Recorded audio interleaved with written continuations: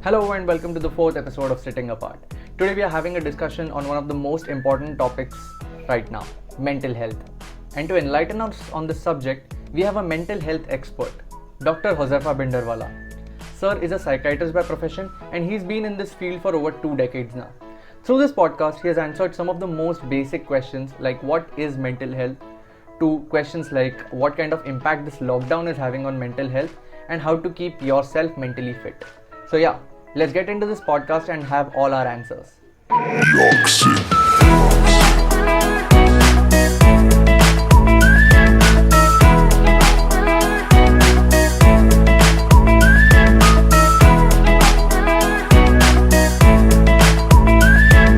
Sir, I've been hearing terms like mental health, depression, and anxiety for long now.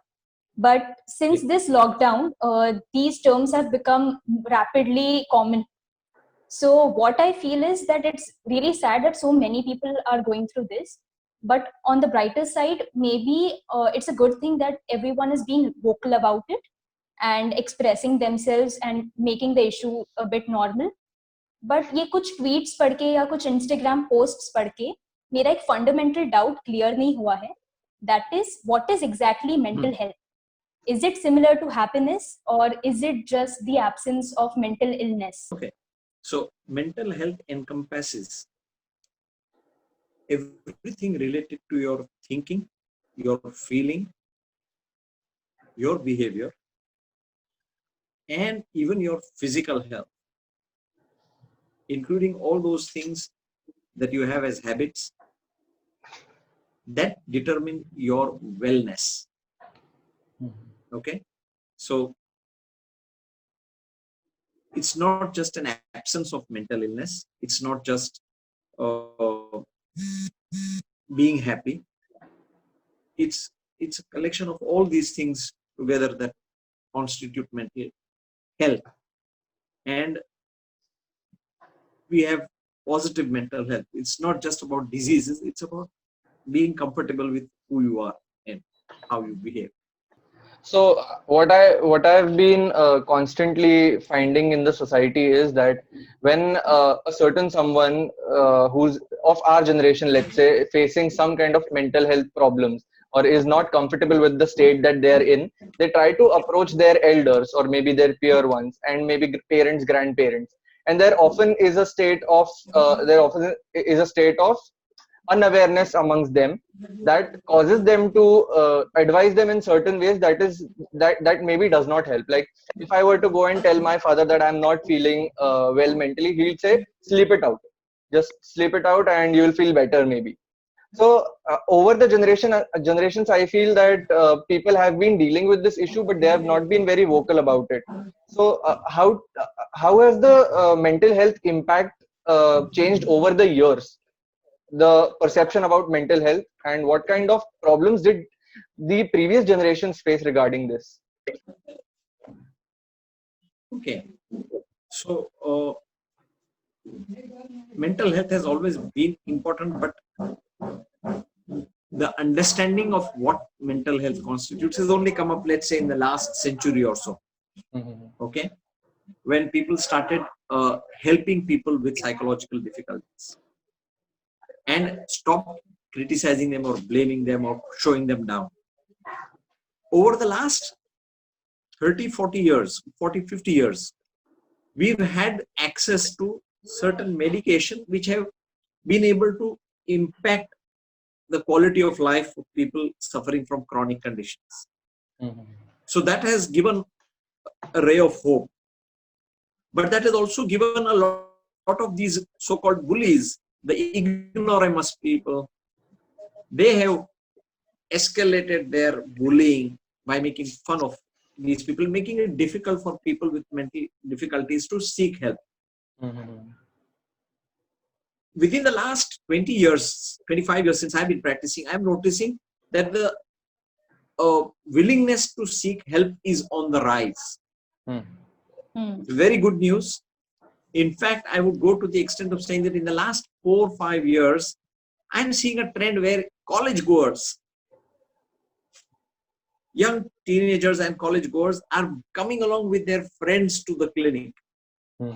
I'm faced with a dilemma sometimes when a 17-year-old comes to my clinic or a 16-year-old, and I have to say that, I need the consent of an elder person. I hear them out. I don't deny them the privilege of consultation, but I need a major to be with them before I can, give them a helping type, any kind of suggestion, any kind of. Tomorrow, it should not be that the senior family member comes up and says that, how come my child was attended to you without consent of a major. But I'm seeing a lot of these youngsters coming in seeking help, and that's so good. Also, what I feel is that our generation is facing a lot of competition, like not only in terms of exams and academics, but also in terms of general lifestyle and social status, maybe. So everyone wants to be around people and surround themselves with people from whom they can like maybe get something, like they can be of use. So that brings a lot of pressure, and not everyone can handle it. I think in the last decade or so, the advent of social media has just made everybody so much more social, may not be in a physical way, but in a digital way. And now we have different kind of pressures to deal with. I put up a post, nobody responded. So today the youngsters are facing challenges of a very different kind, of a very different level, along with the pressures we always had of academics, and also there is so much of career opportunities now that exist. I mean, a 19-year-old is already working in a firm and doing their undergraduate studies, or along with their postgraduate study, they're also doing a job. So there is, of course, like you're rightly saying, there is a lot of pressure, there's a lot of competition.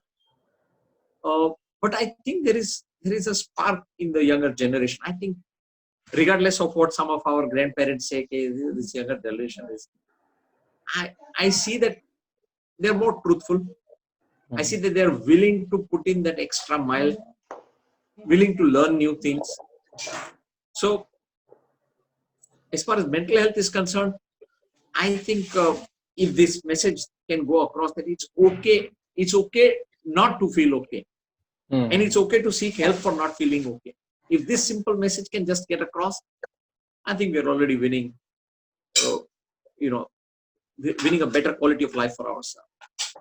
Was the previous generation not more prone to all these mental health issues that we are supposedly getting aware of right now, or they were aware but they were not, they did not have a platform to voice their opinion, or they were denied the perks of asking a question like why or how? So is that a bridge that this generation tried to build in between?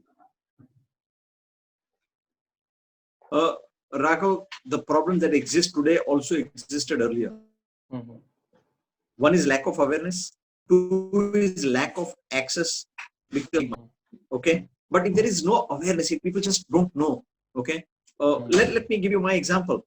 I'm doing medical college. Till I come to the final year where we have psychiatry as a subject in a medical college, I was unaware what psychiatry is. Till the final year when we knew there were going to be 1 or 2 short notes in the exam and I had to read psychiatry. I was still not interested in psychiatry, but till the point where I went for internship, and in one of the hospitals owned by the college, there was an OPD which was to start with just seeing 1 or 2 patients a week in psychiatry, and this young chap joined in and he did some phenomenal work. He started communicating and people started coming in, and he had 3 OPDs, each seeing 25 patients in one OPD of 3 hours. So we would actually finish our other OPDs and try and travel 7 kilometers, be there in that OPD to be able to see 2-3 patients with him beyond our routine work. So that's what got me into psychiatry. That by talking, this man is able to help. By talking and with some medicines, he's able to help bring about so much of a change in somebody. In psychiatry, you never treat a person. You treat a family. Correct. Yeah. Yes. Said. You might be aware of this very famous Japanese concept that is ikigai, which means happiness of being busy doing things. So during this pandemic, when everything and everyone is locked, being busy or keeping ourselves busy isn't working anymore. And I think due to this, overthinking has increased. And due to this, the degree of mental issues have also increased. During this lockdown, it has impacted a lot of people's mental health too. So, what do you think? What are your insights about the lockdown effect on mental health? So let me explain how our mind works.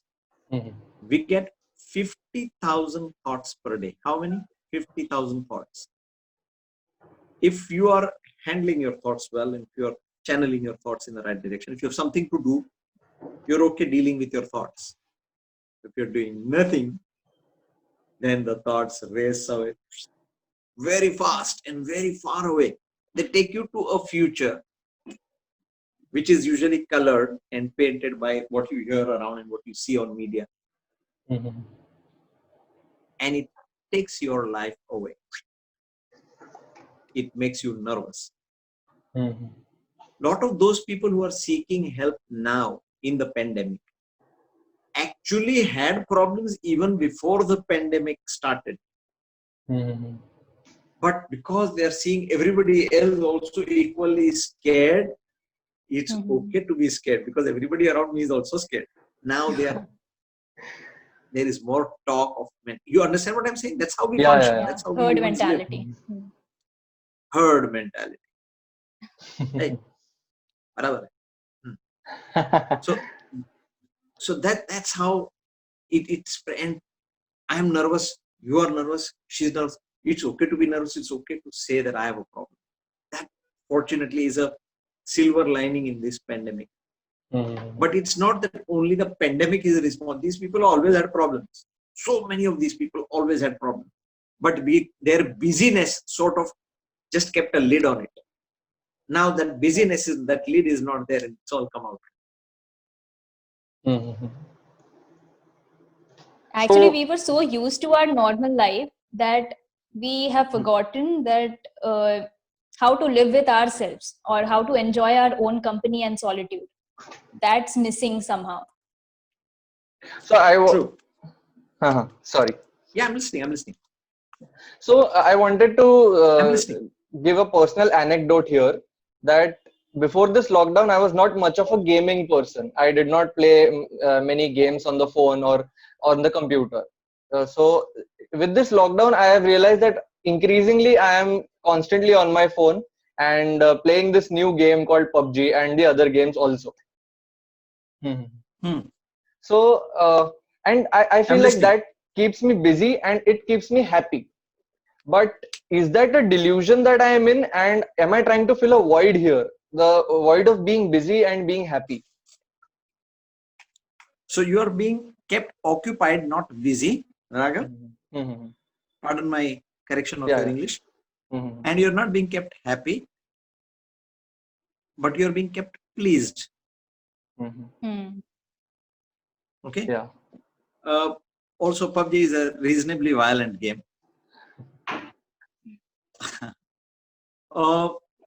You need to keep your mind somewhere. Now, the point I want to make to the three of you is, and to the rest of the audience, is that we only have 24 hours in a day. Mm-hmm. Okay. Yeah. Why did you think of doing a podcast? Why don't you spend this afternoon sleeping away and taking rest? Because you want to be constructive. Mm-hmm. Right. Okay. So playing PUBG for half an hour is okay. 20 minutes is okay. Mm-hmm. But resorting to it to pass time is not okay. Mm-hmm. You get what I'm saying? Yeah. And we as a species, humans, are hedonistic. Hedonistic. Hedonistic means pleasure seeking and pain avoiding. Mm-hmm. Yeah. So we tend to involve in those things that make us feel good, and we keep away from those things that give us pain. This lockdown will have transformed the lives of so many thousands of people. Some people will have really used this time very well because they've been at home. They had the time that they always wanted. And so many others would have whiled away their time, done nothing with their time, and have accumulated a lot of guilt. I wish I would have done this. I had 4 months, I didn't do this. So many students had their exams half done before the pandemic and the remaining couple of papers to be given after the pandemic. So there will be a lot of guilt because their time was not used. So my point is that game can be something you use for recreation for a short while, for a very tiny part of your time, just to help you lift your mind off things. But it cannot be something you do to feel good. That is a sign that you need to do more of that to feel good. Then it starts growing in and it starts taking more and more of your time. You become at risk for developing an addiction to playing that game. You get what I'm saying? Yeah. The brain that we have here, there is a purpose of drawing this brain for you. Okay. Different areas of our brain serve different functions. What we see with our eyes is understood in the back portion of the brain here. What we smell with our nose or taste with our tongue is understood over here. Okay. Like that, if you allow me to see and draw. There is an area of the brain here called the limbic system. This takes care of our thinking, our feeling, our contentment. Okay. And generally, if you were to call it the Office of Mental Health, the initiative to do things is also controlled here. A little ahead of this part is the frontal lobe, which is the brake of the brain and the decision-making area of the brain. Okay. Your decisions are eventually what will shape you. And an imbalance in these areas, in the chemicals in these areas, is what leads to addictions. A person wants more and more of the reward that you get when you do something you feel nice about. And to keep getting that reward, one keeps on doing more of that. So a lot of people, when they are feeling low, they resort to smoking or alcohol or other drugs of illicit use. These are all ways of sometimes trying to self-medicate yourself from problem, but they don't solve your problems. They just make them worse. So I'm just using your platform to tell people to keep away from substances of abuse. Basic principle, basic study of psychiatry, public health, mental health, all these issues should be taught in school also, so that students, when they are going through this, or they should understand this. Yes. This should be something that is taught right from a tiny age. It isn't that you learn about the eye in the 8th standard, because when you become 8th standard old, your eye is important, right? You're taught about the eye when you're a small kid. These are your eyes. Similarly, your mind, your brain is equally important. Why not teach children the importance of better coping skills and how the mind functions? Tell them about it, yeah? Very well said. Archie, salam.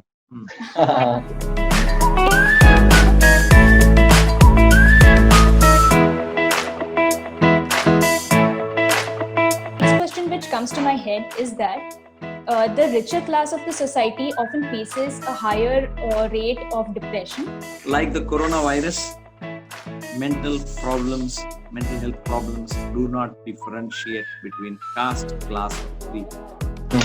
They affect everybody. So I read about this concept in marketing and consumer behavior. So this concept is called Maslow's pyramid. It's a pyramid that talks about hierarchy of human needs. I sometimes see people on the roadside living in slums, and they are so content with their life. They are happy. They can actually have fun. And if you get hurt, they can still manage to get out enough money to take you in a taxi to the hospital. At no age and at no stage should you stop